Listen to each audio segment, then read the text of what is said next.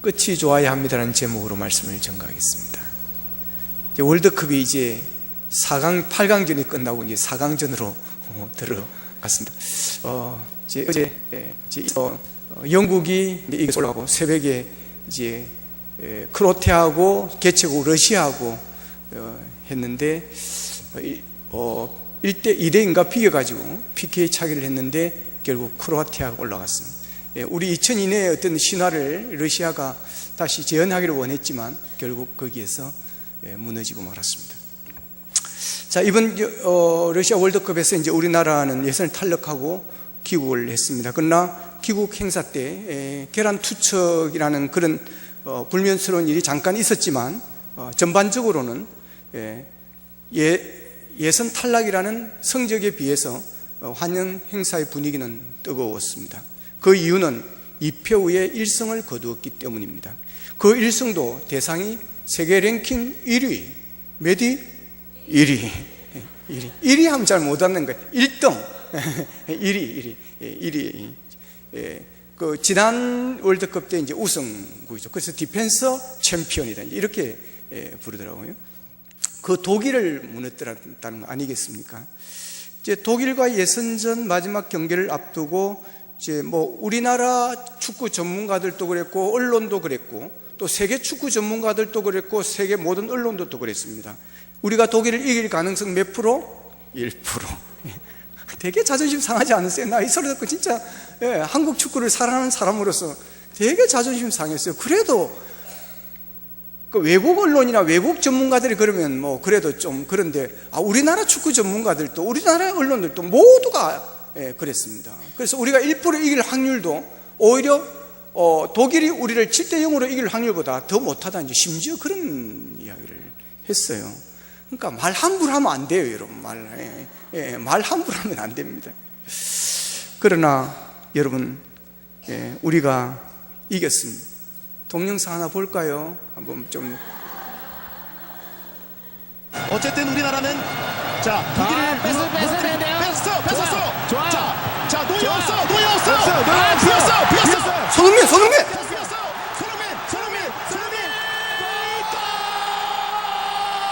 박수 한번 쳐야 되는데.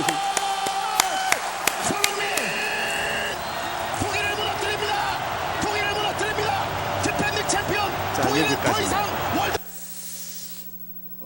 뭐 우리 전문가들도 그렇고 뭐 우리 축구 언론도 그렇고 다 뭐 세계의 어떤 그런 흐름에 같이 동조했고 모두가 언론들이 그렇게 보도를 한 것은 우리가 인정한다는 거죠. 이거 뭐 실력은 실력입니다. 어쩔 수가 없어요. 실력은 실력으로 인정하자는 거죠. 거기다가 이게 이제 1차전, 2차전에서 사실 우리가 생각보다 우리의 어떤 축구 색깔을 드러내지 못함으로 이 비난을 많이 받았습니다. 너무 좀 못했다고 비난을 많이 받았죠. 이제 그랬기 때문에 축구 독일전에서 기대를 안 했습니다. 뭐 가장 우리가 이제 뭐 우리 조에서 F조에서 가장 강팀이 독일이니까. 근데 앞에 이제 스웨덴하고 뭐 멕시코하고 하면서 뭐 좀 졸전을 했고 또 졌고 그러니까 독일하고에 대해서 기대를 안 했습니다. 사실 저도 기대를 안 했습니다. 그래서 볼까 말까 고민하다가 11시에 밤 11시에 그러니까 전반전은 보자. 그래도 내일 또 새벽기도 있으니까 전반전은 보자 하고 이제 전반전을 봤어요. 전반전 보니까 그래도 앞에 1차전, 2차전하고는 다른 모습으로 경기를 아주 열심히 하고 뭐 어떻든 또 신들린 것처럼 되게 잘했어요. 그러나 대체적으로 우리가 이제 앞에 옛날 월드컵들 보면 전반전에는 막 있는 힘을 다하지만 후반전에 가면 우리가 체력이 약합니다. 그래서 급격하게 체력이 떨어짐으로 후반전에 이렇게 지는 경기가 많았어요. 그래서 뒤에 가면 저렇게 뛰는데 뒤에 가면 뭐 후반전 가면 뛰겠나, 뭐 급격한 체력 저하로 결과가 나오겠지. 그런 생각을 이제 끄고 이제 양치질하고 씻고 이제 들어가려고 이제 다 했죠. 하고 이제 침대 들어가려고 하는데 그래도 축구를 사랑하는 윤재덕, 너 그냥 갈 수 있나? 이제 또 가서 이제 전반전 조금만 보자 하고 이제 켰어요. 그러니까 또 되게 잘하는 거예요. 그래가지고 이제 45분을, 정규 시간 45분까지 딱 0대0으로 가는 거예요. 됐다. 막 이 정도면, 경기력도 뭐 점유율에서는 뭐 7대3, 8대2로 우리가 졌지만 그래도 어쨌든 잘했다. 전략도 그렇고. 그래서 이제 45분 정규 시간이 끝나더라고요. 그래서 이제 끝나겠구나 했는데 이게 웬일입니까? 예. 이어서 추가 타임에 2골이 들어가고 말았습니다. 예. 그래서 우리가 이제 독일을 이기므로 분위기가 완전히 반전되어 버렸죠. 예. 자, 그래서 이제 2대0으로 이김으로 인해서 분위기는 완전히 바꾸어져 버렸습니다. 이것을 우리는 유종의 미라고 그럽니다. 자, 1승하고 2패한 거하고 2패하고 1승한 거하고 이게 분위기가 다릅니다, 여러분. 1승하고 2패해버리면 앞에 1승했던 게 묻혀버립니다. 근데 2패하고 1승을 해놓으니까 여러분 이게 이제 분위기가 더 좋았던 거죠. 그것도 이제 독일을 이겼으니까. 예, 그래서 끝이 중요하다. 예, 끝이 아름다워야 이제 독일의 말에 그런 끝이 아름다운 것이 아름다운 것이다. 이런 말이 있습니다. 이 끝이 중요하다는 거죠. 그래서 오늘 본문 8절도 보면 일의 끝이 시작보다 낫고 그랬습니다. 따라합시다. 일의 끝이 시작보다 낫다. 아멘. 예, 이렇게 되어야 된다는 거예요. 이렇게. 예, 앞에는 잘했는데 뒤에 가서 용두사미로 끝나버리면 이것은 실패한 인생입니다. 그러나 시작은 미약하였으나, 시작은 미미했으나, 시작은 보잘것없으나 나중에는 결과에는 잘했다, 이겼다, 성을 거두었다. 그러면 이게 유종의 미라 그럽니다. 이 끝이 좋아야 합니다. 시작보다 끝이 아름다워야 된다는 거죠. 그러면 앞에 좀 못한 것이 이렇게 덮여지고 또 마지막 끝 때문에 기뻐하고 즐거워하고 축제 분위기가 살아날 수가 있다라고 하는 것입니다. 자, 욥기 8장 7절에 보면 내 시작은 미약하나 나중은 심히 말이라 장대하리라. 여러분 이것이 하나님의 뜻인 줄로 믿으시기를 바랍니다. 하나님은 우리에게 이런 은혜를 주시고 이런 복을 주십니다. 또 우리가 이렇게 살기를 원하시는 줄로 믿습니다. 여러분 시작은 미약하나 나중은 장대하리라. 참 멋있지 않습니까? 그죠? 하나님은 희망의 하나님이시라는 것입니다. 희망이 하나님. 그러니까 지금 미약한 것, 그 현재의 모습을 보지 말라고 하는 것입니다. 심히 장대하라고 하신 그 말씀 후반부를 보라고 하는 것입니다. 여러분 하나님의 말씀에 후반부를 보기를 축복합니다. 심히 장대하리라. 여러분 거기에 여러분의 마음을 두십시오. 거기에 마음을 실으십시오. 그러면 여러분 지금 시작하는 것이 미미하고 보잘것없어도 용기를 얻게 될 줄로 믿습니다. 힘을 얻게 될 줄로 믿습니다. 여러분 하나님은 우리의 용기를 주시는 분이에요. 미미한 시작을 부끄러워하지 마세요. 얼마 전에 이제 제 친구 목사가 놀러 와가지고 만났어요.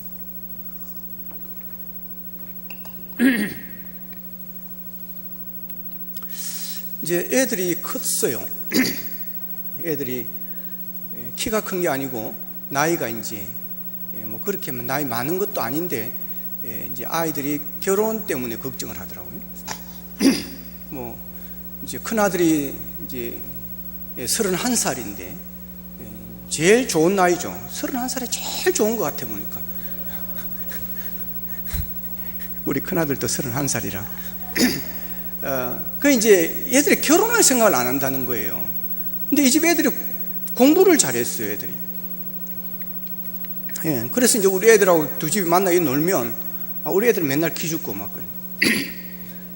큰 애는 이제 경희대를 졸업하고 카이스트 대학원을 졸업하고 지금은 이제 아주 좋은 직장에서 연구원으로 일하고 있고, 둘째는 서울대학을 졸업을 하고 이제 지금은 어학전문대학원에서 공부를 하고 있습니다. 이제 큰아이가 이제 31살이다 보니까 이제 결혼할 때가 되었다고 보는 거죠. 그러니까 주위에서 이제 아가씨들을 많이 소개를 이렇게 한다고 그래요. 중매가 많이 들어온다 그래요. 최근에 이제 한 자매 아가씨를 소개를 받았는데 이제 그 사진을 나한테 보여주더라고요. 사진을 저한테 보여주면서 한번 보라고. 그래서 제가 그 사진을 보고 뭐라 했는 건, 야, 누구 기죽일 일이 있나?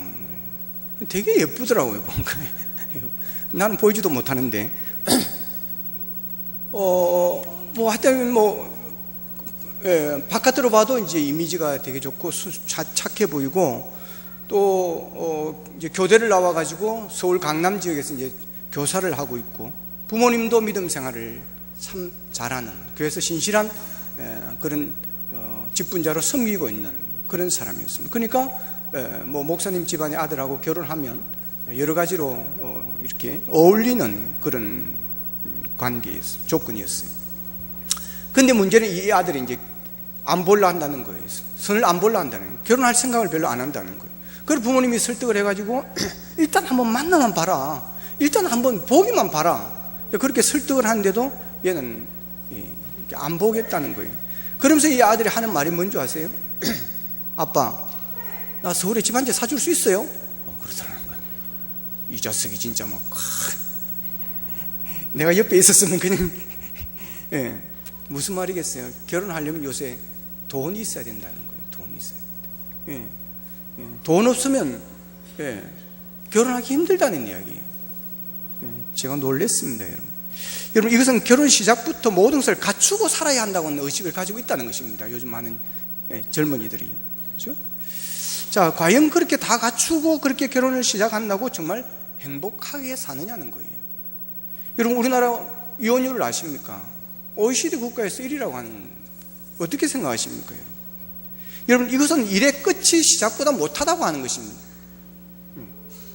여러분, 기억하십시오. 끝이 중요합니다. 일의 끝이 시작보다 못하면 이것을 실패라고 그러고, 오늘 본문의 말씀처럼 일의 끝이 시작보다 나은 것을 여러분 성공이라고 그러는 것입니다. 시작은 화려했으나 끝이 안 좋은 결혼생활은 실패한 결혼생활이라고 그러고, 시작은 미약했으나 수저 하나 들고 시작했으나 그러나 끝이 아름다운 것을 여러분 성공적 결혼생활이라고 하는 것입니다. 시작의 미약함을 부끄러워하지 마십시오. 시작은 미약하나 나중은 심지어 창대할 것을 기대하시고 용기를 가지시고 희망을 가지고 나아갈 수 있기를 축복합니다. 시작이 미약하다고 포기하지 마십시오. 나중은 심히 창대할 것을 믿고 시작이 미약할지라도 기쁨으로 도전할 수 있기를 바랍니다. 과정이 중요하고 결과가 중요합니다. 끝이 아름다워야 합니다. 그걸 성공이라고 하는 것입니다. 이번 월드컵에서도 극장골이 여러 번 나왔습니다. 경기 종료 10초를 남겨놓고 여러분 골이 터져가지고 역전을 당하는 그런 일이 일어났습니다. 아시아 국가에서는 일본이 유일하게 16강에 올라갔습니다. 벨기에하고 16강전에서 붙었습니다. 처음 0대1로 두 골을 일본이 먼저 넣었습니다. 후반전에 그것도 2대0으로 이기고 있다가 여러분 벨기에가 두 골을 추격하게 되어집니다. 그래서 2대2로 비기게 되어집니다. 후반 45분 시간이 경과되었습니다. 추가 시간이 4분이 주어졌습니다. 추가 시간 3분 47초가 경과되어졌습니다. 여러분, 그때 벨기에가 골을 넣어버린 것입니다. 17초를 견디지 못하여 13초를 견디지 못하여 일본이 무너졌습니다. 우리나라가 독일을 2대0으로 이긴 것과 이런 일들을 보면서 축구 경기의 결과는 끝나봐야 안다라고 하는 결론입니다. 여러분, 그 결과는 끝나봐야 아는 것입니다. 끝나기 전에는 축구 전문가들도 모릅니다. 여러분, 결국 끝에서 이긴 팀이 이기는 것입니다. 여러분, 인간관계도 마찬가지입니다. 인간관계도 처음에는 아주 좋은 사람인데 갈수록 이상해지는 사람이 있습니다. 처음에는 그렇게 친절하고 잘 지냈는데 시간이 지나면서 변하고 달라지는 모습을 보게 되어집니다. 그렇게 처음에는 잘 지냈는데 나중에는 그 사람과 사이가 악화되어서 원수가 되어지는 일들이 있습니다. 이런 사람을 안 좋은 사람이라고 부릅니다. 그런데 어떤 사람은 처음에는 무뚝뚝하고 정이 별로 안 가는 사람이 있습니다. 그런데 갈수록 정이 들고 정이 깊어지고 만나고 싶고 사랑이 되어지는 사람이 있습니다. 이런 사람을 나 같은 사람이라고 그러고 좋은 사람이라고 그럽니다. 여러분, 제가 만나는 친구 목사님들 중에 자주 만나는 가장 가까이 지내는 목사님들은 참 좋습니다. 만날수록 더 정이 갑니다. 만날수록 더 만나고 싶어지는 것입니다. 이분들을 만나면 참 마음이 평안해지고 행복해집니다. 여러분, 인간관계를 잘하는 사람은 관계의 끝이 시작보다 나은 사람인 줄로 믿습니다. 여러분, 갈수록 더 좋은 사람이 되기를 바랍니다. 시간이 지나면서 가까이 하기에 먼 당신이 되면 안 됩니다. 시간이 지날수록 더 좋은 사람, 시간이 들수록 더 아름다운 관계를 맺기를 바랍니다. 어떤 사람은 있을 때는 잘하는데 여러분, 헤어질 때 되면 이상하게 싸우고 헤어지는 사람이 있습니다. 직장생활 할 때도 그렇습니다. 직장생활 같이 할 때는 그랬는데 헤어지면서 사표를 쓰고 그만두면서 또 다른 직장으로 옮기면서 마지막에 꼭 관계를 안 좋게 만들고 헤어지는 사람이 있습니다. 여러분, 그 습관은 좋지 않습니다. 오히려 그동안 못 지냈더라도 헤어질 때는 해피엔딩으로 끝나야 됩니다. 왜냐하면 사람은 언제 어디서 만날지 모르기 때문에 그렇습니다. 부역자를 몇 분을 이렇게 데리고 있어 봤습니다. 여러분, 전화가 옵니다. 그 전도사님 어떻습니까? 그 전도사님, 그 목사님 어떻습니까? 묻습니다. 여러분, 끝이 아닙니다. 여러분, 언제 어디서 어떻게 만날지 모르는 게 여러분 우리 인생입니다. 그렇기 때문에 여러분, 비록 과정에서 좀 어려움이 있다 할지라도 마지막에는 해피엔딩으로 만나고 해피엔딩으로 헤어지는 그런 우리가 되어야 될 줄로 믿습니다. 여러분, 하나님은 우리의 끝을 아름답게 하시는 분이십니다. 하나님은 끝이 시작보다 낫게 하시는 분이십니다. 그래서 실패한 인생을 성공한 인생으로 뒤집어주는, 역전시켜주는 하나님을 믿으시기를 바랍니다. 구약의 삼손을 보십시오. 하나님께서 그에게 준 특별한 은사가 있습니다. 특별한 은혜가 있습니다. 날 때부터 하나님께서 어머니에게 자식을 못 낳을 때 여러분 선물로 준 사람이었습니다. 그리고 태어나서 나시린이었습니다. 그런데도 불구하고 그는 용머리처럼 멋지게 시작은 했지만 뱀꼬리처럼 시시하게 인생을 끝내버릴 수밖에 없는 그런 처지에 놓이게 되어집니다. 하지만 이 삼손이 블레셋 여인 들릴라의 게임에 꼬여서 결국 자기의 비밀을 알려주는 바람에 자기의 힘의 상징이었다고 생각했던 머리를 깎게 되고 포로로 노예로 붙잡혀갑니다. 눈이 뽑혔습니다. 쇠사슬의 마에서 맷돌을 돌리는, 여러분, 마리아하고 황소가 해야 되는 일을 삼손이 하는 것입니다. 얼마나 비참한 신세가 되었습니까? 삼손은 처음에는 그럴듯했지만 마지막에는 용두사미 같은 인생을 살다가 사라질 뻔했습니다. 그때 삼손은 하나님께 기도할 기회를 놓치지 않습니다. 눈이 뽑히고 쇠사슬에 매어 맷돌을 돌리며 죽는 내 인생, 이렇게 죽을 수는 없다. 그러나 하나님이 함께 하시면, 하나님이 도우시면 나에게도 기회가 있을 줄로 믿고 그는 하나님께 기도합니다. 사사기 16장 28절에 보면 하나님이여 구하옵나니 이번만 나를 강하게 하사 나의 두 눈을 뺀 블레셋 사람에게 원수를 단번에 갚게 하여 주소서. 그럽니다. 하나님이여 이번만 나를 강하게 달라는 것입니다. 하나님이여 나에게 이번만 기회를 달라는 것입니다. 하나님, 나에게 한 번만 기회를 달라는 것입니다. 지금 그의 상황으로 할 수는 아무것도 없습니다. 눈이 뽑혔습니다. 보이는 것도 없습니다. 이제 힘도 빠졌습니다. 아무것도 할 수 없습니다. 그럼에도 쇠사슬에 묶여 있습니다. 아무것도 할 수 없는 상황입니다. 그러나 그때 할 수 있었던 것은 기도입니다. 할렐루야. 여러분, 앞이 캄캄할 때, 사방이 우겨싸임을 당할 때 절망하지 마시기를 바랍니다. 그때 우리가 할 수 있는 것이 있습니다. 하늘은 열려있는 줄로 믿으시기를 축복합니다. 그때 기도할 수 있는 기회인 줄로 믿으시기를 바랍니다. 나는 아무것도 할 수 없어, 이제 나는 끝났어, 난 해볼 방법이 없어라고 여러분 절망하지 마십시오. 하늘은 열려 있습니다. 그때가 기도할 때인 줄로 믿으시기를 바랍니다. 여러분, 아무것도 나는 할 수 없다고 말하지 마십시오. 하나님께 기회를 달라고 기도할 수 있기를 축복합니다. 하나님, 이번만 나를 강하게 하여 주옵소서. 하나님, 나에게도 한 번의 기회를 주시옵소서. 나도 주를 위해서 한번 섬길 수 있는 기회를 주십시오. 나도 주를 위해서 충성할 수 있는 한 번의 기회를 주십시오. 아버지 하나님, 그러기 위해서 한 번의 사업을 복되게 하여 주시고 이 사업을 일으켜 주시옵소서라고 기도할 수 있기를 축복합니다. 그런 삼손의 기도를 하나님 들으셨습니다. 그래서 삼손은 두 기둥이 있는 곳으로 갑니다. 거기에서 눈이 뽑히고 쇠사슬에 매여 있지만 거기서 힘을 다해서 밉니다. 그랬더니 여러분, 기둥이 가라앉아 무너지면서 집이 무너집니다. 그때 한 말이 무엇입니까?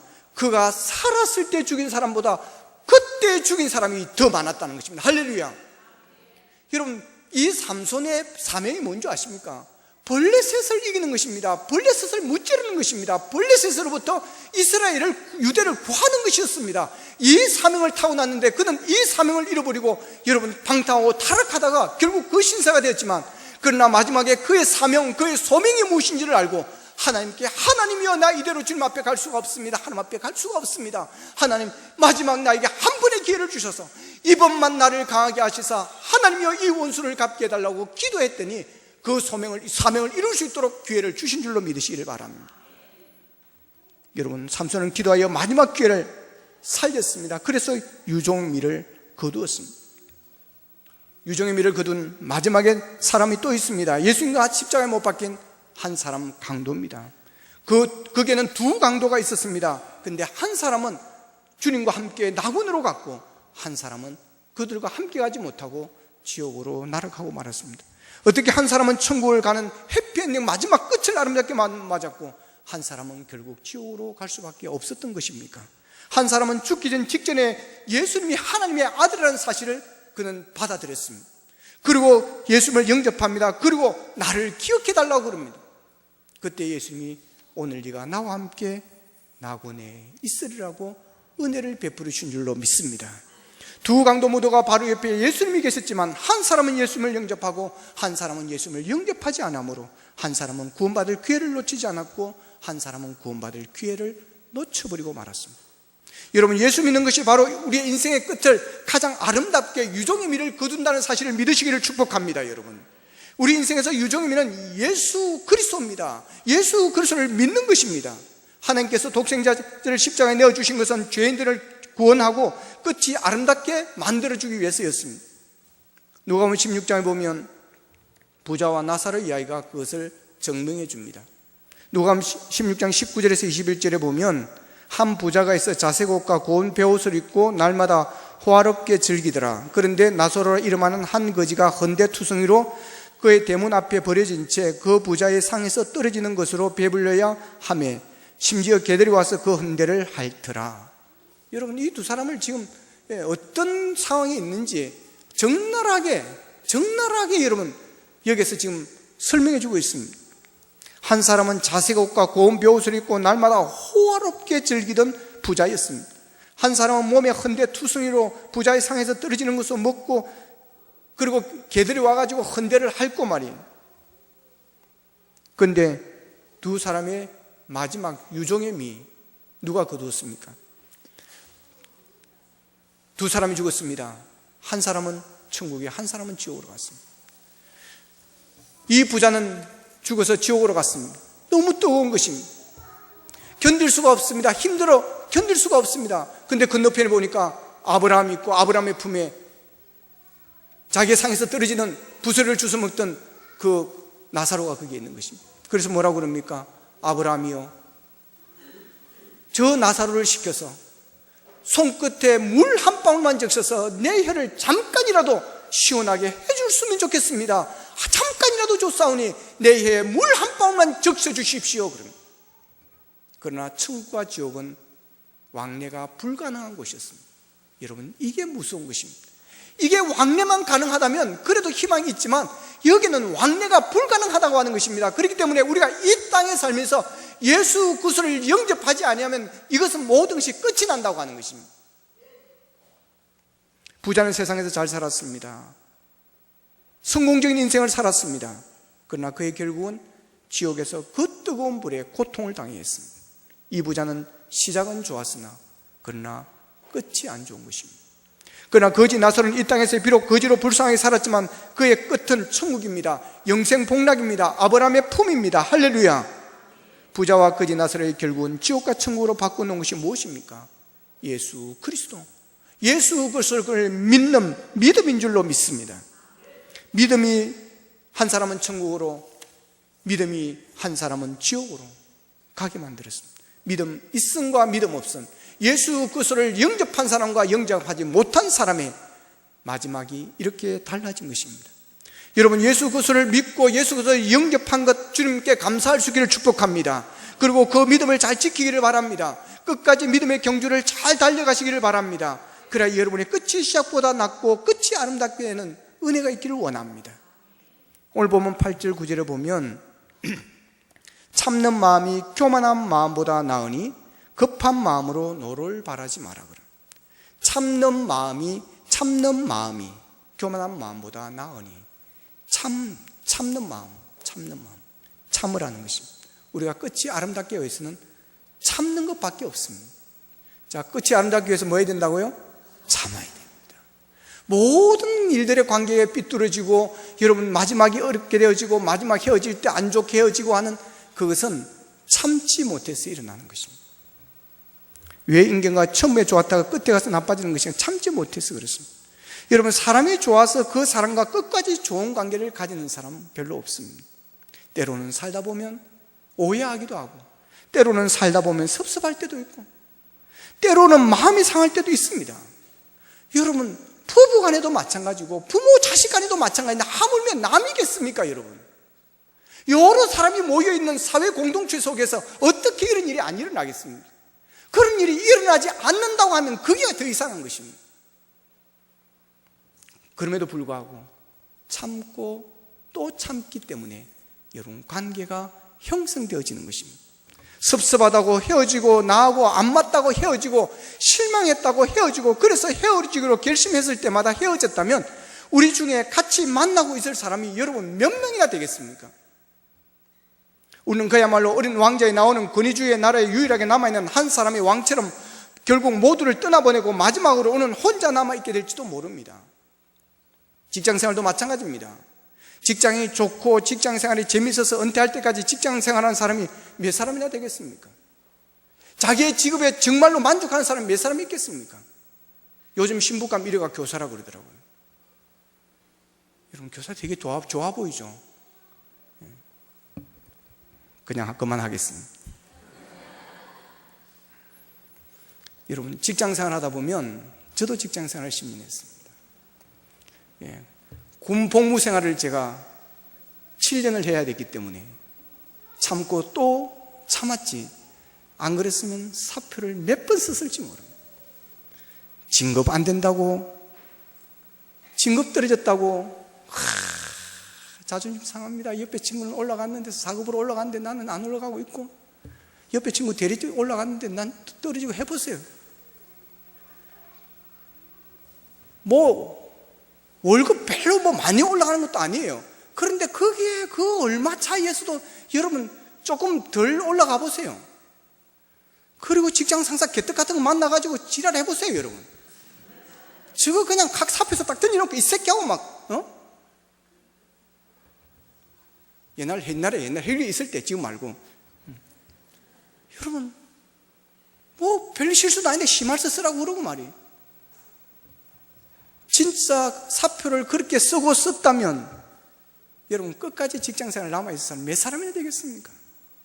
가정생활도 마찬가지입니다. 부부가 마음에 안 맞는다고 헤어지고, 성격이 안 맞는다고 헤어지고, 스타일이 다르다고 헤어지고, 그렇게 헤어지면 여러분 끝까지 결혼할 생활 사람이 몇 사람이나 되겠습니까 여러분?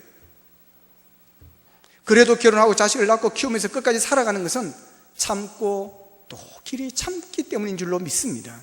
건강한 가정, 건강한 직장, 건강한 사회는 서로 이해하고 참는 데서 만들어지는 것입니다.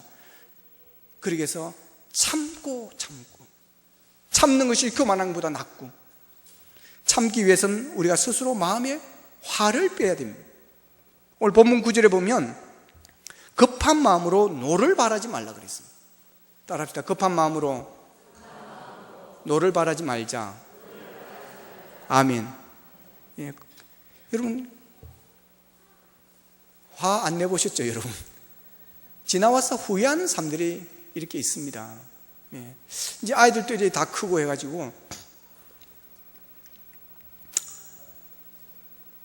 돌이켜보면 그때 그냥 그럴 수도 있는데 PC방 그 몇 번 가면 또 때가 되면 안 가겠지 이렇게 생각하고 좀 넘어가야 되는데, 가지 말랐는데 또 갔다고, 가지 말라고 또 갔다고, 가지 말라고 또 간다고, 이것들이 아빠를 우습게 보고 너희 괜히 분노했던가. 그래도 저 정도면 착한 아내인데 밥 안 해놓고 어디 놀러 다닌다고 그냥 문을 잠가버리고 들어오지 말라고 분노했던 것, 화내었던 것들이 대부분 후회가 되어집니다. 대부분. 근데 그래 후회하고도 또 안 되니 이게 어떻게 하면 좋습니까? 어쨌든 화낸 것들에 대해서는 대부분 후회를 많이 합니다. 급하게 노를 바라면 우리는 언제나 오매한 자의 품에 머무르게 되어집니다. 저지르고 보면 좋을 때도 있지만 기쁨을 겪고 슬픔으로 끝나는 것보다 슬픔을 겪고 기쁨으로 가는 것이 우리들에게는 더욱 나은 줄로 믿습니다. 우리는 슬픔을 넘어 기쁨으로 가는 길을 선택해야 될 줄로 믿습니다. 마라톤에서 선수들이 탈락하는 것은 조급한 마음으로 달리기 때문에 그렇습니다. 다른 선수가 막 앞에 달리다 보면 급한 마음에 자기 페이스를 놓치게 되어집니다. 마라톤 경기도 그렇고 스케이트도 장거리 3,000m, 5,000m, 10,000m 이런 것은 마찬가지입니다. 처음부터 힘을 빼버리면 안 돼요. 달려가면 나중에는 안 됩니다. 왜냐하면 끝에 가서 스피드를 내고 확 차고 나가야 되기 때문에. 그래서 페이스를 조절해야 되는 것입니다. 적절한 선에서. 그래서 두 사람, 세 사람이 같은 나라에서 팀이 있으면 한 사람은 페이스메이커가 되는 것입니다. 조절하면서 가는 거예요. 근데 앞에 가는 사람 보고 서둘러 급한 마음으로 달려가다 보면 여러분 페이스를 놓치게 되어지고 결국 뒤에 가서는 힘이 빠지게 되어지는 것입니다. 여러분 급한 마음을 가지게 되면 끝까지 달릴 수 없는 것처럼 우리의 인생도 급한 마음으로 완주하기가 어렵습니다. 눈앞만 보지 말고 멀리 보면서 느긋한 마음을 가져야 되는 것입니다. 우매한 자들의 특성은 급한 마음을 갖는 것입니다. 급한 마음으로 쉽게 노를 바라게 되어지는 것입니다. 노를 바라면 그로 인하여 약점을 잡히게 되고 이를 그르치고 마는 것입니다. 그러면서 사람과의 관계도 어려워지고 여러분 이것만 참았더라면 이것은 나에게 성공의 기회인데 그 기회를 놓쳐버리게 되어지고 여러분 모든 것이 후회하게 되는 일들이 우리에게 일어날 수 있습니다. 그렇기 때문에 우리가 우리 자신의 노를 조절하는, 분노를 조절할 수 있는 힘을 가져야 될 줄로 믿습니다. 오늘날 이게 잘 안 되는 것입니다. 그래서 분노 조절 장애라는 게 일어나는 것입니다. 막가파 아무 관계없이 어디다 가서 사람을 찌르고 죽이고 하는 일들이 일어나는 것입니다. 화를 참을 수 있는 그때 그것이 위기입니다. 그때를 넘겨야 되는 것입니다. 미국의 3대 대통령은 토마스 제퍼슨이 있습니다. 이분은 이제 좀 적용했으면 좋겠어요. 이분이 이제 자기 자신을 관리한 분노를 조절하는 이제 이런 습관을 가지고 있다 그래요. 그러니까 화가 날 때 바로 화를 내지 않습니다. 화가 날 때 어떻게 한다고요? 바로 화를 내지 않습니다. 그리고 화가 날 때 하나에서 10가지를 센다는 거예요. 이게 어렵습니다, 여러분. 딱 상대가 한마디 하면 딱 바로 튀어나갑니다, 대부분. 근데 하나에서 하나, 둘, 셋, 넷, 딱 이렇게 10개를 센대요.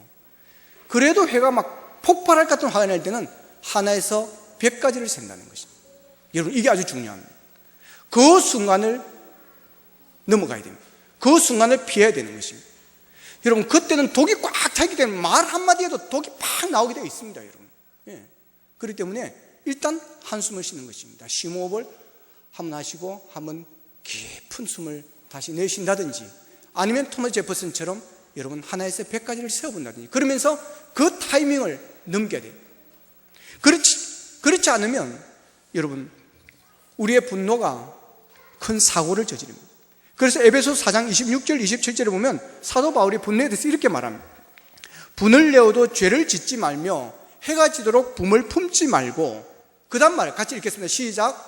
마귀에게 틈을 주지 말라. 여러분 마귀는 우리가 야 당장 화내 바로 화내기를 원합니다. 우리가 급하여 분노를 조절하지 못할 때 마귀가 틈타게 되어서 가정이 깨어지게 만들고 직장을 그만두게 만들고 사람과의 관계를 악화되게 만든다고 하는 것입니다.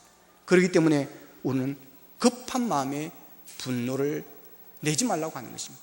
급한 마음으로 노를 바라지 말라고 하는 것입니다. 분노는 마귀가 사용하는 치명적인 무기입니다.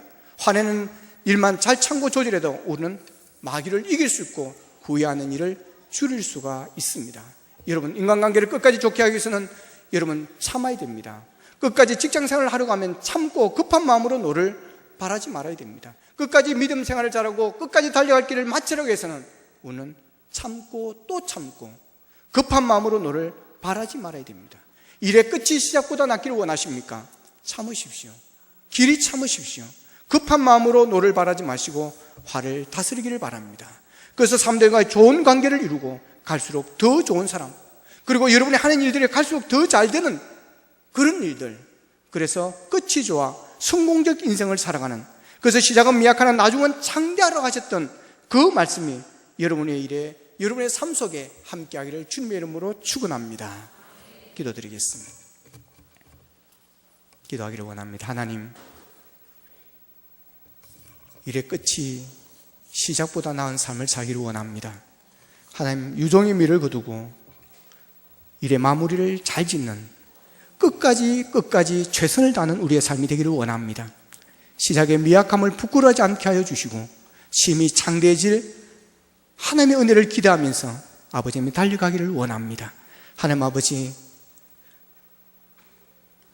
우리가 우리 스스로의 감정을 조절하지 못하고 분노를 조절하지 못하여 일을 거르치고 관계를 거르치고 또한 하나님과의 우리의 믿음이 아버지 하나님이여 어려워질 때가 있습니다. 하나님, 길이 참을 수 있는 힘을 주시옵소서. 십자가를 바라보며 길이 참을 수 있도록 도와주시를 원합니다.